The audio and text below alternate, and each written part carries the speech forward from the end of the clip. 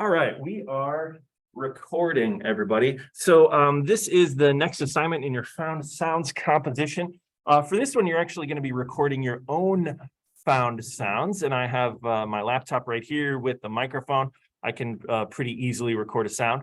What you're going to try to do, everybody, is recreate these three types of sounds. So you need to figure out something to use for a kick drum sound, something to use for a snare drum, and something to use for a hi-hat. When you have an idea and you want to record, just make sure you press this R button over here that basically tells Soundtrap that you want to record on this track.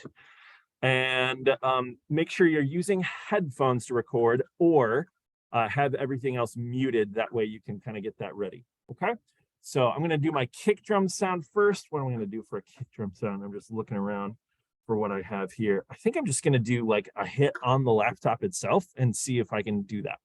Might probably want to record a few different takes of a sound, maybe closer to the microphone or farther away, just to kind of see, like, figure out what works. Oh, wait, no, I've got a better one. I got this water bottle right here. That might work. Okay, so here, I'm going to hit record. Little countdown.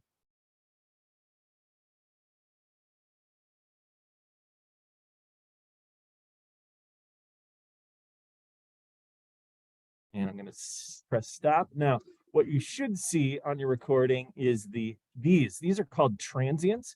If I zoom in a little more, this transient means that is one of the hits that I made. I think I did like 4 of them.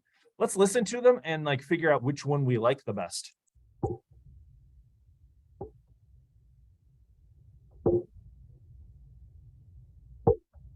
Actually, oh, the third one? Actually, I like the 4th one better. Wait, let's listen to these.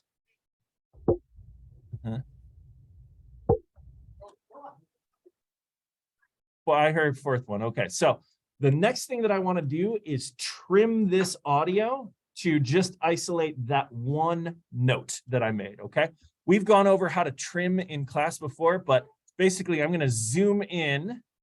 You can use hold down Control and then scroll. I want to zoom in and get this really, really tight on here. I got to get my purple line where I want it. I'm going to click on the region to make sure that I have my timing right, and then I'm going to press Control E.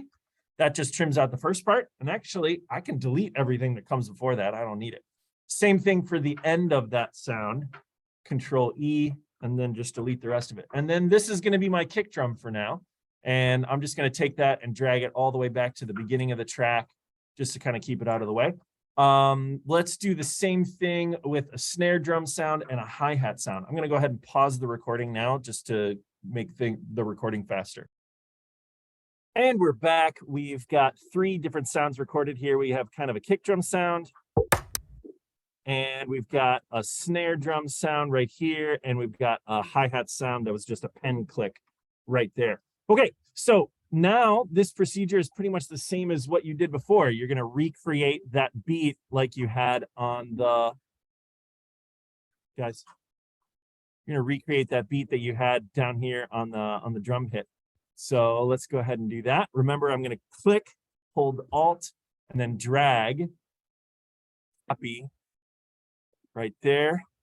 And then since the pattern repeats, I can just actually, here, since the pattern repeats, I can just make 1 bar of this. Guys,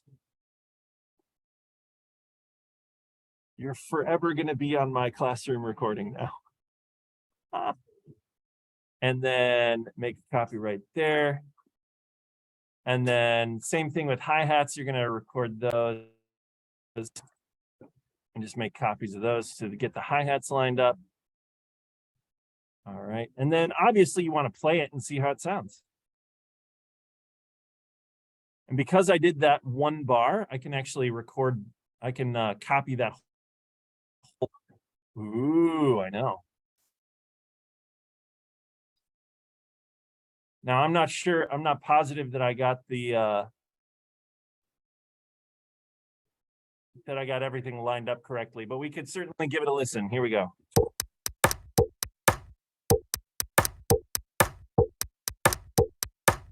Feel like my kick drum was a little off. Remember, you can actually play around with these sounds.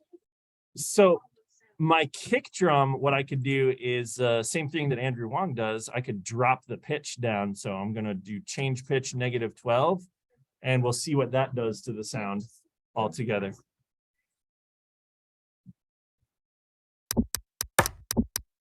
I would probably do that a few more times to lower the pitch. But anyway, there you go. So that's the process for recording your found sounds, and then again, trimming them, and then recreating a beat with them. Okay, so that is your thing here. Don't forget to press save and make sure your link is turned in Google Classroom.